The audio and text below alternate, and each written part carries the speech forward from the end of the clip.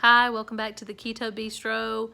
I'll show you my macro meal breakdown for day 5 in just a few minutes. I may not have the same supper because we're taking my child out for her birthday. She turned 8, so I think we're going to Texas Roadhouse. Of course, real easy to eat keto there. You get a steak, get a salad, no croutons with ranch. They have the eggs, so that should be easy to meet that. But I went ahead and weighed, and I have my urine strip results. I know I've been in ketosis for a couple of days, but today's the first time that I went ahead and used the strip. So thanks for watching. Don't forget to like and subscribe, and I would love for you to follow and stay up to date. I have a new series that I'm going to come out with in a week or so. So hit the bell to get notifications for new videos. And the ketone strip, urine strip, looks to be in the moderate range. So not too dark, so I'm not worried about dehydration.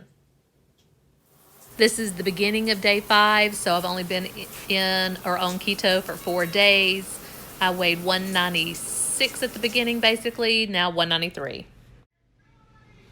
So today's daily goals, I'm not going to have the same supper as I said earlier, but I want to go ahead and show you what I entered into my food tracking app so you could see if you purchase the same groceries, this is what I'll use. And now I know I have 2 more days after today, so I'll fix the other pizza peppers, lots of pulled chicken left, lots of tortillas. They'll last for a couple of weeks.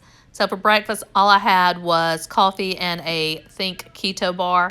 Then for lunch, I wanted to add some pickles just because I know that right now, if I stay in ketosis, this is when I will start cramping. So pickle juice, excellent for that, to keep your electrolytes up. Gatorade Zero also. So I used some of the pulled chicken, made a chicken salad, had a slice or 2 of cheese, and then the 3 small dill pickles for lunch.